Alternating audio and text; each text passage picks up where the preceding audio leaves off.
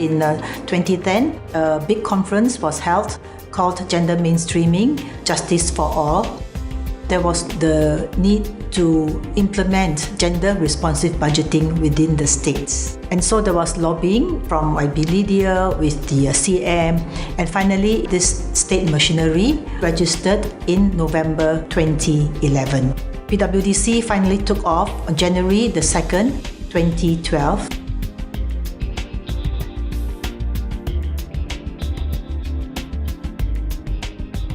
GRB became the pilot, the flagship of PWDC. It is not new in that sense that it has been around for about more than 20 years in Asia Pacific. There was also a shift from gender responsive budgeting to GRPB, gender responsive and participatory budgeting, to focus also on the participatory aspects of the community and of citizen participation. Budget responsif gender dan participatory bermatlamat membuka ruang untuk rakyat memainkan peranan aktif, menyuarakan keperluan dan mengambil bahagian dalam pembuatan keputusan pengagihan sumber melalui proses bajet, sama ada melalui bancian bajet atau bajet dialog kerajaan.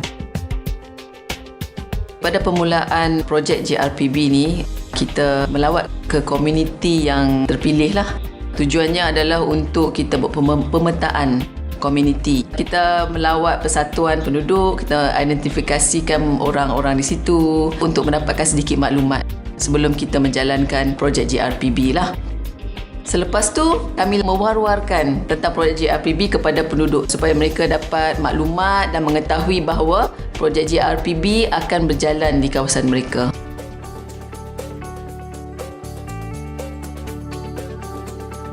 Dengan menggunakan pendekatan model GRPB, golongan kanak-kanak dan juga golongan wanita yang sama-sama dapat berpartisipasi dalam proses membuat keputusan sebagai seorang pengundi.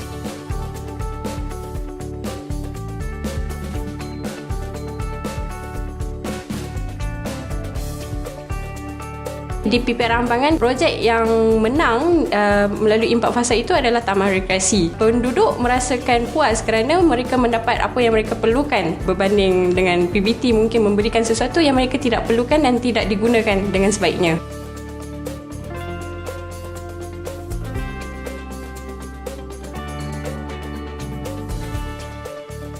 Undian penduduk untuk keutamaan keperluan dan bajet berjaya dilaksanakan pada Disember 2014. Majoriti penduduk mengundi untuk mempunyai gelanggang futsal.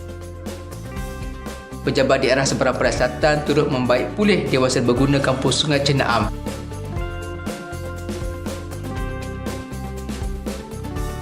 Projek GRPB di Flat PPR Jalan Sungai yang telah bermula sejak tahun 2012 telah mencipta peluang pekerjaan kepada penduduk tempatan seperti saya. Terima kasih PWDC.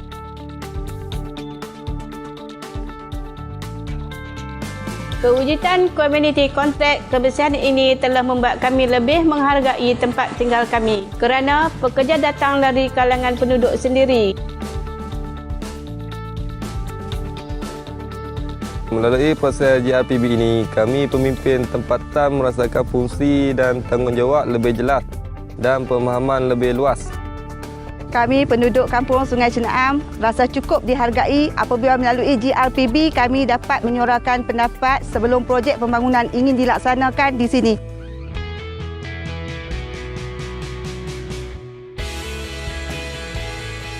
We are confident that it is a good time to move further and deeper into trying to institutionalize gender. One of the main strategies that we are applying to achieve this is to integrate gender into the local government's budgeting cycle. This is what we want to do in 2016 and beyond. Pihak MBBP memberi komitmen dan akan berusaha untuk mengarus-perdanakan gender dan keadilan sosial di negeri Pulau Pinang. Majlis Perbandaran Seberang Perai akan terus komited bersama PWDC dalam menginstitusikan GRPB. Melalui GRPB, bukan sahaja wanita, kanak-kanak, warga emas, malah OKU juga dirunding sebelum segala pembangunan dilaksanakan. Pulau Pinang merupakan negeri pertama yang mengambil inisiatif dalam mempraktikkan GRPB melalui urus tadbir tempatan.